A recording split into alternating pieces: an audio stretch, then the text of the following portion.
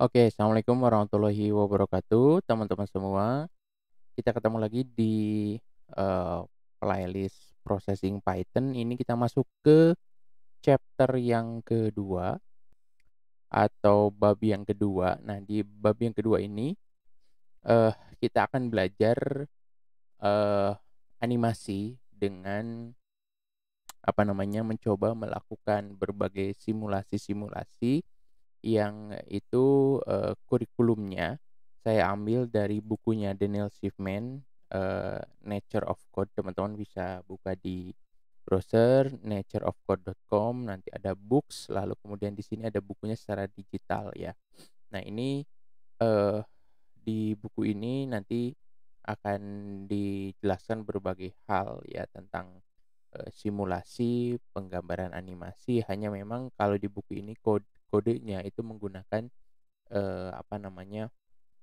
Java ataupun JavaScript.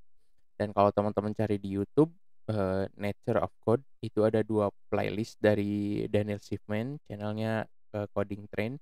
Ada 2 playlist, ada yang versi lama dan ada yang versi baru. Nah, nanti, video saya di bagian kedua ini, di bab kedua ini atau di chapter kedua ini, di Processing Python ini, mengambil konsep-konsep yang ada tadi di buku dan juga yang ada di, videonya Daniel Silverman. Jadi kalau teman-teman mau yang lebih lengkap bisa baca bukunya nanti ataupun nonton videonya, karena beberapa hal saya coba, singkat ya, saya coba summarize, saya coba ringkas dari apa yang dijelaskan di playlist ataupun yang ada di buku gitu ya.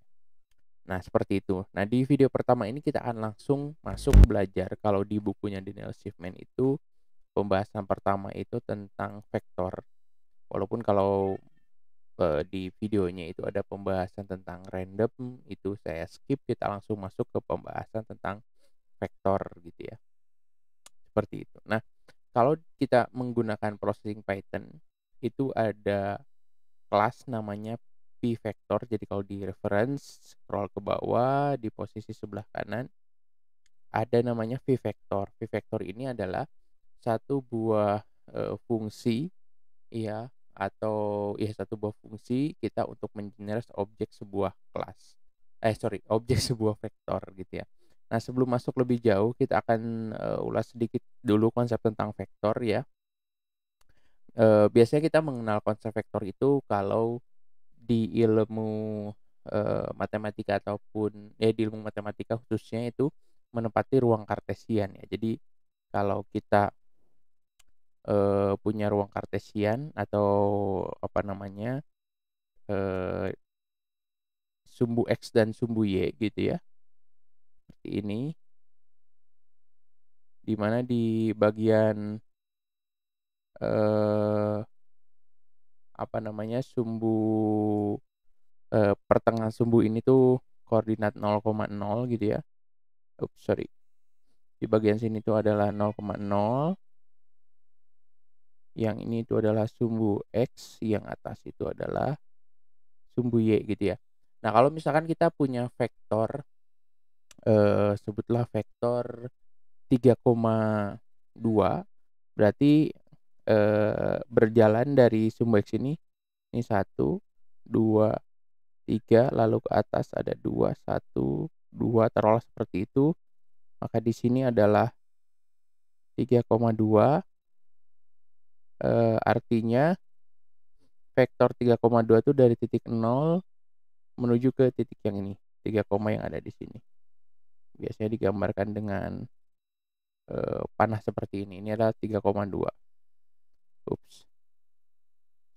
Nah, itu ya. Jadi ini adalah 3,2 gitu ya, vektor 3,2. Kenapa, hanya 2 nilai, 2 skalar? Karena kita berada di ruang 2 dimensi. Nah, ini kalau biasanya di dalam matematika, seperti ini. Nah, Eee, apa hubungannya dengan animasi?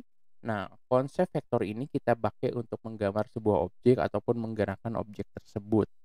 Nah, tapi bedanya, sudah kita bahas dulu di pertemuan awal ya, di pertemuan awal bahwa, komputer grafis, posisi dari 0,0-nya itu dia tidak di, di tengah ya, dia tidak di tengah. Jadi misalkan ini layar, oops sorry. Jadi misalkan ini layar tempat kita menggambar, kanvas kita menggambar, maka 0,0-nya itu ada di pojok sini, ke bawah gitu ya, ini ke bawah, ini positif, Y gitu ya, lalu kemudian ke kanan, ini adalah X, positif. Jadi kalau tadi di bidang kartesian, Y positif itu kan ke atas, lalu kemudian ke bawah itu Y negatif, ke kanan itu X positif, ke kiri, X negatif gitu ya. Nah kalau di sini 0,0-nya ada di sini. Otomatis ketika kita bilang, vektor 3,2 berarti dia melangkah dari sini banyak 1, 2, 3, ups, ini kejauhan ya. Lalu ke bawah sebanyak 2, 1, 2. Jadi kira-kira mungkin sebelah sini ya. Nah, ini adalah vektor 3,2 jadi seperti ini. 3,2. Oh, ini nggak lurus, nggak apa-apa. Nah, seperti ini adalah vektor 3,2 kalau kita gambarkan di kanvas ataupun di komputer grafik. Sebenarnya bisa aja kita nanti pindahkan misalkan si titik 0,0 itu ada di tengah ya dengan fungsi translate. Tapi basicnya itu adalah penggambaran utama itu seperti ini. Nah, sekarang kita coba kalau kita menggambarkan vektor seperti apa. Ini processing yang kita punya seperti biasa di sini dev, eh, setup, kita tentukan size-nya, misalkan di sini 400,400, lalu kemudian di sini background-nya kita kasih warna 250, lalu sini dev draw. Nah, di sini kita pakai fungsi no loop. Fungsi no loop tuh maksudnya supaya si, fungsi draw ini cuma dipakai sekali. Nah, kita di sini buat sebuah vektor, misalnya namanya V1. V1 adalah V vektor, eee, sebanyak tadi berapa, 3,2 gitu ya. Lalu kita coba gambar garis dari 0,0 sampai dengan nah, cara mengakses si objek V vektor ini adalah v1.x, lalu kemudian v2.y. Nah, seperti ini. Di sini kita tulis, stroke-nya,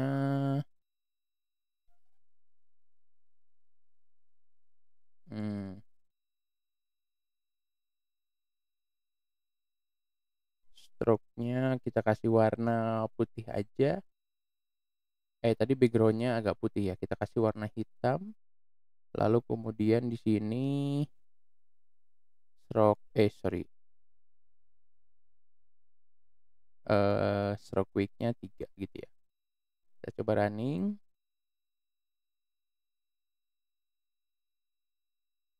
Oh sorry, ini V1.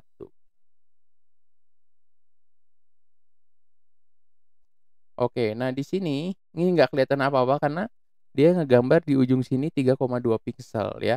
Dia kecil sekali di sini. Nah, kita coba ganti karena ini ordenya besar. Jadi, 30 sampai dengan 20.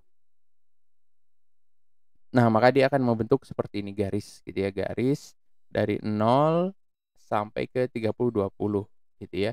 Ya dia cukup pendek sih ya karena apa namanya, ini kan lebarnya aja 400, ini cuma 30. Nah, gitu.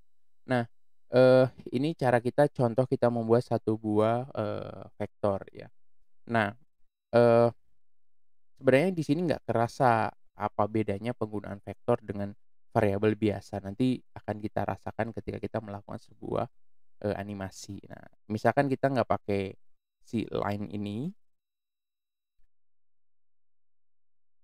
kita pakai sebuah, circle atau elips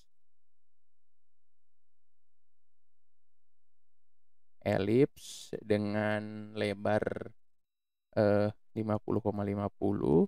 Nah, posisi x, y-nya v1.x dan ini v2 dot sorry, v1 dot y gitu ya.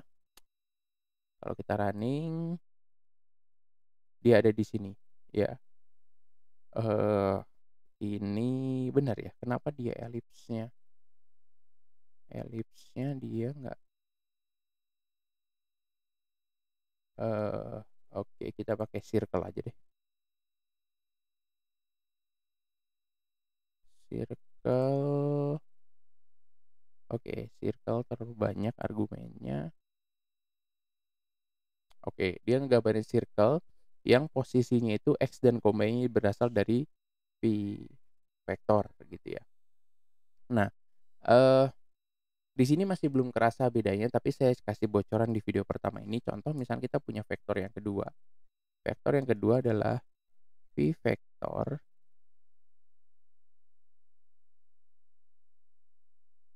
1,1, lalu di sini V1, kita tambah add V2. Kita running, eee,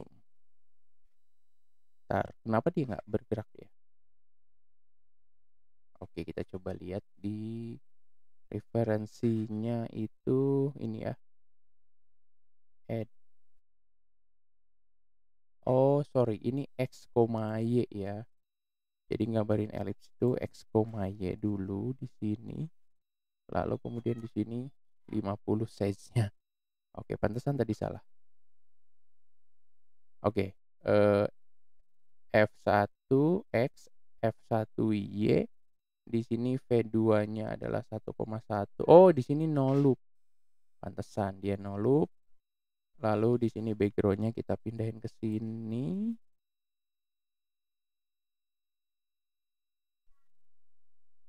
Oke.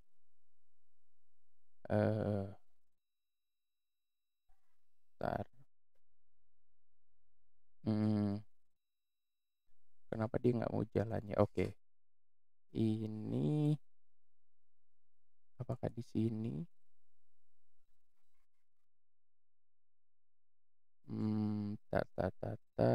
Kita panggil global V1 dan V2.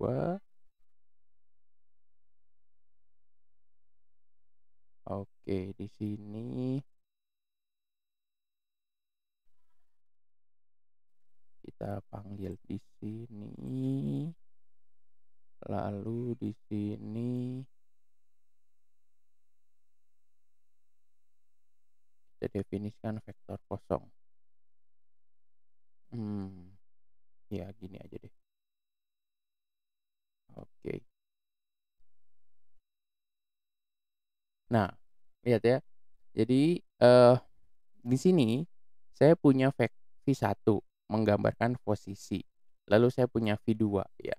Nah, V2 ini apa? V2 ini menggambarkan kecepatan atau pergerakan ya, satu-satu. Lalu kemudian di bagian animasi di sini saya panggil V1 V2, dalam proses drawing, dalam proses loop itu terjadi V1 ditambah V2 lalu circle digambar ini V1 X dan V1 Y. Dengan proses penambahan posisi terhadap kecepatan, maka saya akan menghasilkan yang namanya animasi ya.